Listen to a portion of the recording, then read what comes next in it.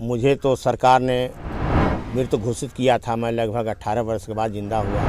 अब मुझे सतीश कौशिक मेरे सारे अधिकार को ले लिए हैं। मेरी कागज़ फिल्म जो बना रहे हैं कि मेरे सारे अधिकारों को लेकर मेरे साथ धोखाधड़ी अन्याय किया है।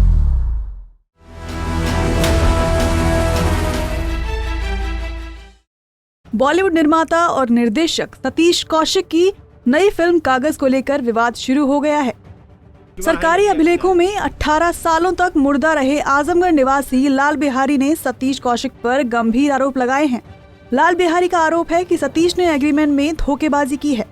उनका आरोप है कि निर्देशक सतीश कौशिक ने भाई भाई बोलकर विश्वासघात किया और एग्रीमेंट की कॉपी मांगने पर भड़क गए। साथ ही उन्होंने ये भी आरोप लगाया कि सतीश कौशिक ने उनके साथ धोखाधड़ी करते हुए इंग्लिश में लिखे पेपरों पर हस्ताक्षर करा लिए। मुझे तो सरकार ने मृत घोषित किया था। मैं लगभग 18 वर्ष के बाद जिंदा हुआ। अब मुझे सतीश कौशिक मेरे सारे अधिकार को ले लिए हैं। मेरी कागज़ फिल्म जो बना रहे हैं उसमें एग्रीमेंट करा लिए। इसलिए मैं प्रेस वार्ता बुलाया हूं। आप लोगों से कह रहा हूं कि मेरे सारे अधिकारों को लेकर मेरे साथ धोखाधड़ी अन्याय किया है। और जब मैं एग्रीमेंट की कॉपी मांगा तो कहे कि आपको नहीं मिलेगी।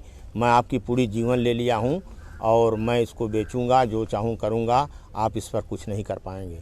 तो मैं इसलिए बड़ा दुखी होकर कि मेरी लड़ाई मीडिया के लोग लड़े हैं और मैं कैसे उभरा हूं। लेकिन फिर मैं जाते जाते 45 वर्ष में फिर एक फिल्म निर्देशक के यहाँ फंस गया और मेरे सारे अधिकार को उन्होंने ले लिया। उसमें बात थी, वो पैसे का यहाँ प्रश्न नहीं है।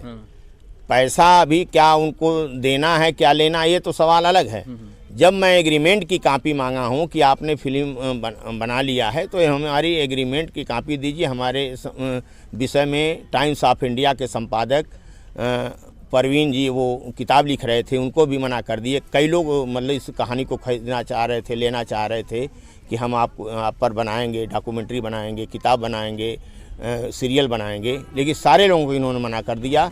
और जब किसी तरह से मांगा गया है तो ये अब जाकर पोल खुला कि मेरे सारे अधिकार को उन्होंने हड़प ली। लाल बिहारी ने बताया कि उनके संघर्षों की कहानी को तोड़ मरोड़ कर दिखाया जा रहा है। वो असल जिंदगी में एक बुनकर हैं, लेकिन फिल्मी पर्दे पर उनकी कहानी को बैंड बाजा वाला दिखाया गया है। मेरा नुकसान इसलिए हो जाए कि लड़ाई मैं लड़ूं, सारे अधिकार को ले लेंगे। मेरी एक किताब की रॉयल्टी ले लेंगे, डॉक्यूमेंट्री की रॉयल्टी ले लेंगे, फिल्म की रॉयल्टी ले लेंगे। मतलब कुछ मैं नहीं कर सकता और न मेरे परिवार वाले कुछ कर सकते हैं। और वो जो ऐसा काम किए हैं, जो धोखाधड़ी जो हुआ है, सबसे ज़्यादा जो फर्जी नोटरी वैन हल्फी करा लिए हैं और हम लोग से दस्तखत कराए लखनऊ में और नोटरी कराए जाकर बम्बई में, तो ये मेरे साथ अन्याय हुआ है।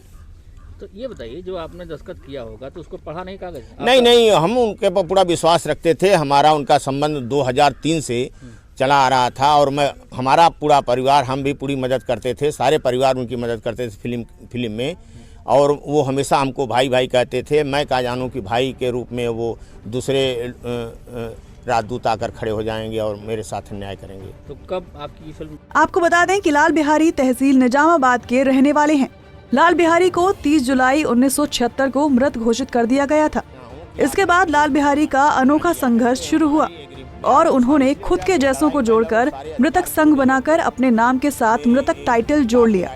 लगभग 18 साल बाद सरकारी अभिलेखों में 1994 को मुर्दा से उन्हें जिंदा कर दिया गया। आजमगढ़ से पीतेश्वर कुमार की रिपोर्ट।